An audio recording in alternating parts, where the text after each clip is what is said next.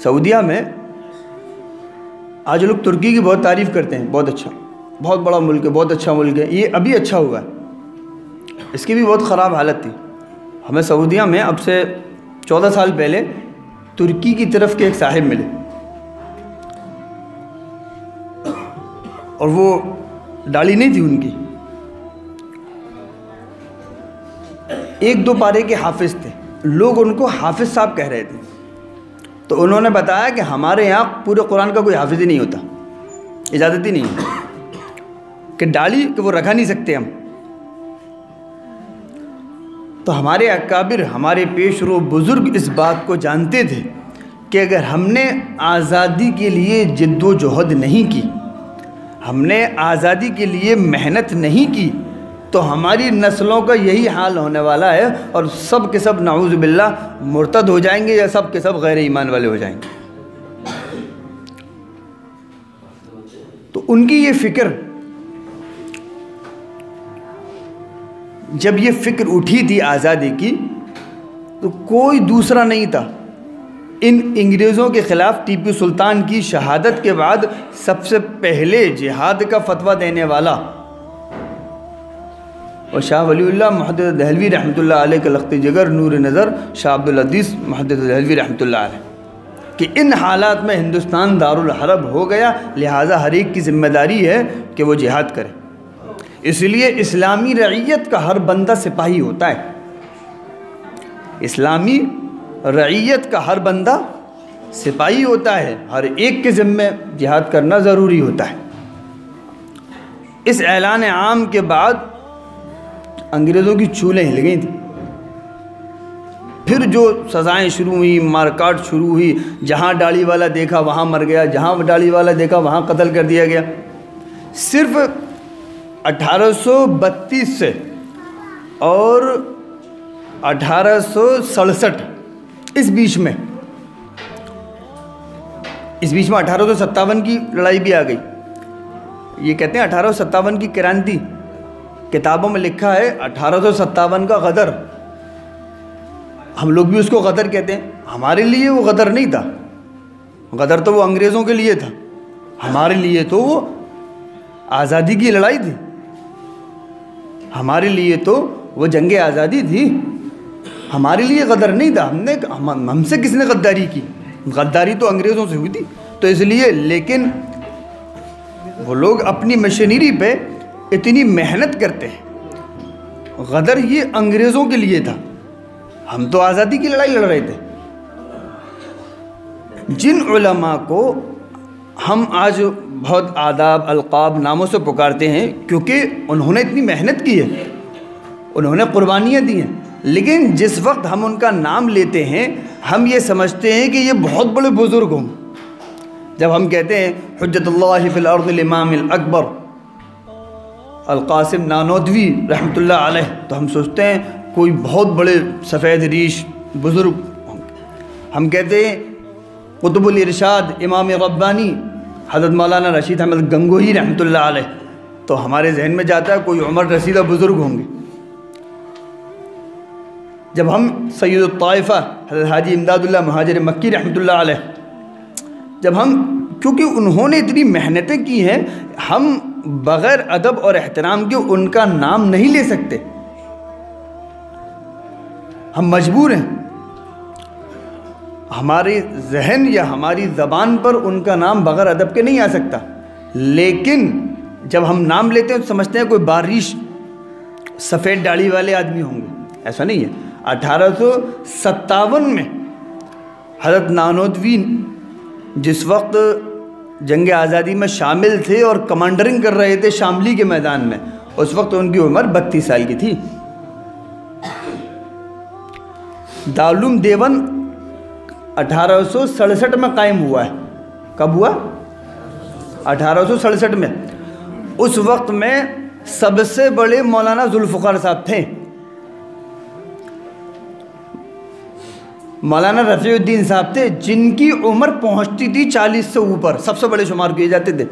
बाकी सब 25 साल, 26 साल, 30 साल, 32 साल इस रेंज के थे।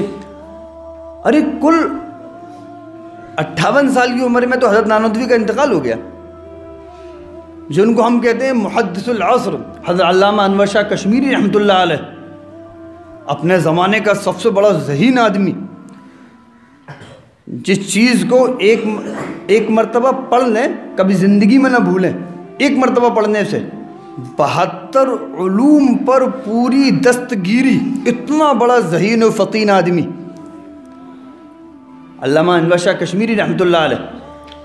एक मरतबा दारुल उलूम के कुतुब खाने में हज़ारों किताबें हैं, अब तो अल्हम्दुलिल्लाह लाख से ऊपर हो गई, 1.25 लाख से भी ऊपर हो चुकी हैं अब तो किताबें। एक मरतबा अंग्रेज़ों ने कहा था कि हम दारुल उलूम का कुतुब खाना चला देंगे, तो अल्लामा अनवर शाह कश्मीरी रहमतुल्लाह अलैह ने फरमाया था फ़िक्र करने की कोई बात नहीं है, चलाने दो, मैंने सारी किताबें पढ़ ली, फ़िक्र करने की कोई बात नहीं है, जला दो, मैंने सारी किताबें पढ़ ली हैं, सब लिखवा दूँगा। ये इल्म तो, लेकिन इनकी कुल उम्र 60 साल थी। कुल उम्र कितनी थी? 60 साल। चूँकि इन लोगों के कारनामे इतने बड़े हैं तो हम लोग ये सोचते हैं कि ये बहुत बड़ी बड़ी उम्रों के लोग होंगे, ऐसा नहीं। ये लोग बहुत बड़ी बड़ी उम्रों के नहीं, इन्होंने अपनी जवानी में ही वो मुजाहिदे और कारनामा कर लिए। लेकिन हमारे यहाँ बच्चे 35 साल का तो बच्चे ही रहे, जब तक अम्मा अब्बा बड़े रहते हैं हमारे यहाँ बच्चा बच्चा ही रहता है, वो उसको बड़ा ही नहीं होने देते। अरे 17 साल की उम्र में तो मोहम्मद बिन कासिम यहाँ सिंध आ गए थे। 17 साल की उम्र में तो अल्लाह के रसूल ने हज़रत उसामा को लश्कर लेके भेज दिया था, और जिसमें हज़रत अबू बकर, हज़रत उमर जैसे जलील क़द्र सहाबी थे। तो हम लोग उम्र का इंतज़ार करें कि भाई बूढ़े हो जाएंगे तब ये काम करेंगे? जवानी में काम किए जाते हैं, बुढ़ापे में तो आदमी की हिम्मतें पस्त पड़ जाती हैं। और जिस दौर में हिम्मतें होती हैं उस दौर में हमारे बड़े हिम्मत नहीं करने देते। सिर्फ इतने अरसे में 1832 से लेकर 67 के अरसे में 3 लाख मुसलमान शहीद हुए थे, और इस सिर्फ इतने से अरसे में 32,000 उलमा शहीद हो चुके थे। फुल लड़ाई में तो 52,500 से ज़्यादा उलमा शहीद हुए हैं सिर्फ इतने से अरसे में। और मुसलमान कितने थे? 3 लाख। 97% शहीद होने वाला मुसलमान था। कितने परसेंट? 97% शहीद होने वाला मुसलमान था इस देश की आज़ादी के लिए। कहाँ हैं हम? जो लोग अपने घरों में बंद रहते थे वो आज दावा करते हैं मुल्क हमारा है। वो दावा इसलिए करते हैं क्योंकि हमें अपना माजी याद नहीं। हमारा माजी हमारा मुस्तकबिल तैयार करता है। यूँ कह लो कि अगर हमारा बाप हिम्मत वाला है, हमारा दादा हिम्मत वाला है, तो पोते में हिम्मत खुद ब खुद आ जाती है। जब हम अपने अकाबिरीन से जुड़ेंगे, बुज़ुर्गों से जुड़ेंगे, जिनके जहनों में हमेशा तारीख़ रहती है, जिनके जहनों में हमेशा हिम्मत रहती है, जब हम उनसे जुड़ेंगे तो हमारे अंदर भी हिम्मत पैदा होगी। जमीयत उलमा के सिपह सालारों में हिम्मत यूँ ही नहीं रहती, क्योंकि वो हर वक्त अपने माजी से जुड़े रहते हैं। इसलिए जमीयत उलमा के सिपह सालार हर वक्त मैदान में रहते हैं। ख्वाह हुकूमत कैसी भी हो, सारी दुनिया के अंदर अल्हम्दुलिल्लाह जमीयत उलमा काम करती है। और पूरी दुनिया के अंदर आपने कभी नहीं सुना होगा कि किसी भी मुल्क ने जमीयत उलमा पर पाबंदी लगा दी उसके कामों की बिना पर। जमीयत उलमा अमेरिका में भी काम करती है, जमीयत उलमा बरतानिया भी काम करती है, जमीयत उलमा नेपाल में भी काम करती है, जमीयत उलमा बांग्लादेश में भी काम करती है, जमीयत उलमा अफ्रीका में भी काम करती है, जमीयत उलमा पाकिस्तान में भी काम करती है। सब जगह जमीयत उलमा काम करती है। लेकिन आपने आज तक नहीं सुना होगा, बहुत मजबूत तंजीम है। क्यों मजबूत? अपनी हिम्मत की बिना पर। जमीयत उलमा से ज़्यादा देशभक्त कोई तंजीम नहीं है। गारंटी से इतना एतमाद लिए हुए अपने अंदर देशभक्ति का, जमीयत उलमा से ज़्यादा मजबूत कोई नहीं है। जो आज दावा करते हैं पक्की देशभक्ति का, वो भी इतने मजबूत नहीं है देशभक्ति में जितनी जमीयत उलमा देशभक्ति में मजबूत है।